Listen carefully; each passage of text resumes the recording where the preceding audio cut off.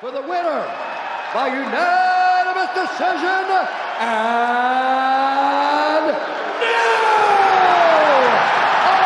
undisputed UFC middleweight champion of the world, Sean Strickland. And I'm living better for you guys, through you guys. Thank you. You can take this microphone however long you want, my friend. Ladies and gentlemen, give it up. I'd say for a the little bit of both. champion. You know, I think once Dricus realized, probably maybe in the first fight, that he didn't necessarily respect Sean's power. That I think that he didn't really, he didn't realize or feel like he had any risk, but he did everything that he needed to do just to get a win. Right. Like I even said to Dricus after the fight, man, like, I wish we would have given you a better fight. Like you deserved a better fight than that.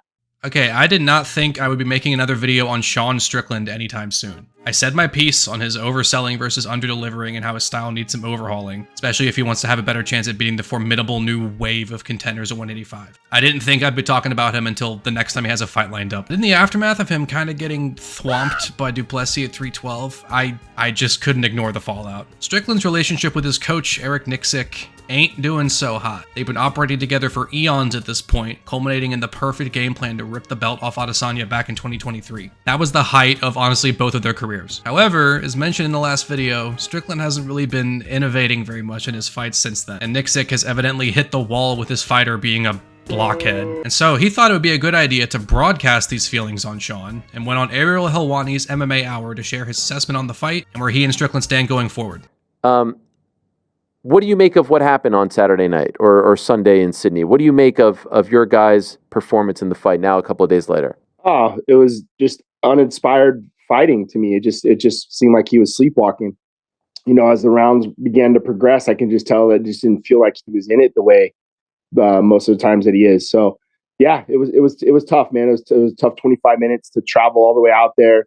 And like, man, let's not forget, this is a title fight, and I take these title fights very seriously. And what the fuck, man? I understand his frustration, believe me. I just made an internet complainer video about it myself. But this feels like some kind of backstabbery to me. I don't know. Ugh. He's been catching heat from people for doing this publicly rather than privately, but honestly, I feel like the private conversations have already been had and maybe didn't go so well. That's the only reason I can see why he'd agree to go on the internet and drag his friend's performance. It's not like he's being nasty in the interview or anything. Ariel just asks pointed questions about Strickland's performance, mindset, and his inability to take corner advice seriously, and Nicksick answers honestly. It's not like he went on there and he was like, yeah, Sean's big and fat and smelly and gay. I hate Sean Strickland. Strickland can go kick rocks. Go eat broken glass, Strickland. Go away. He just gives very honest and frankly spot-on takeaways from the perspective of a coach. It's not inflammatory, but at the same time, it's kind of gross. If Sean is your close friend, I don't care how irritated you are with him for not listening to your advice. Going on the podcast of someone that Strickland has publicly beefed with in the past is just kind of shady. It's like he took a megaphone and shouted from the rooftops that he agrees Sean's performance sucked. He's in on it, guys. He gets it. He's one of the cool coaches. He's savvy. It almost feels like an attempt to save face or something. He doesn't want people to think that he was responsible for the game planning as DDP that basically consisted of effectively standing there with his thumb up his ass getting teed off on. Since Strickland made it clear they're probably not going to be working together anymore, more on that in a second, it's like Nicksick's making an effort to disassociate from the guy. But this is silly, because anyone paying attention in between rounds to the corner work would be able to see that he gave really good advice on adjustments Strickland should make to stop getting it handed to him with a knife and fork. Sean just wasn't listening. Whatever game plan they had, Sean just kind of wiped his ass with it and did his own thing. If he didn't come out and talk about this on one of the most popular MMA podcasts, I don't think there would be an issue. No one would have a problem. Everything he says in this interview is totally valid, and I get it feeling like you're talking to a brick wall when you're telling Sean to make this adjustment and that adjustment, and then he just goes out there and does the same shit. But seriously, we shouldn't be hearing this, bro. And then we have Strickland's response to all this, which is equally troublesome. He says they're still friends, but I do get a degree of bitterness in this video, like he doesn't want to escalate things and drag his friend through the mud. You can tell it pissed him off that he went public with that info. The only reason why I'm making this video is because Eric had to go do a fucking podcast and become an influencer, so now I gotta alright, kind of explain myself. I'm on board with that, I get it. But then Sean does the whole I'm not making any excuses song and dance. But all camp, dude, whether it be, the staph infection, the broken arm, the having to get a visa that didn't get approved until a week, not being able to get cornermen out there.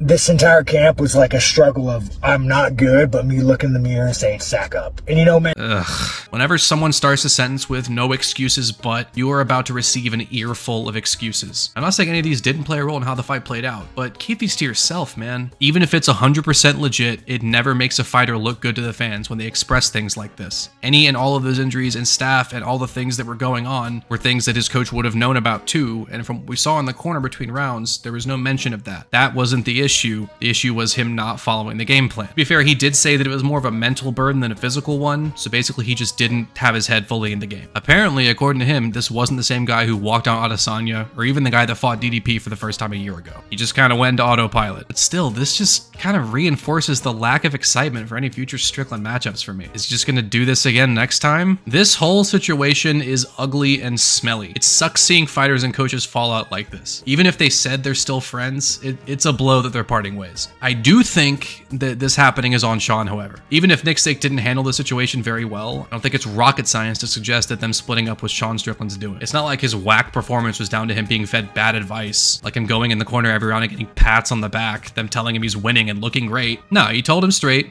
gave him advice, and Strickland didn't listen. And now he's being replaced. Maybe a new coach could bring out something we haven't seen in Sean before, perhaps. But if he's going to continue to not listen, I'm not sure if it'll be much different. Neither guy is fully in the right here, to clarify. Both guys made some blunders, but I hope they can patch things up. Let's just hope that Strickland can let his hands go in his next fight. Put on a real statement. I think that would do wonders for him.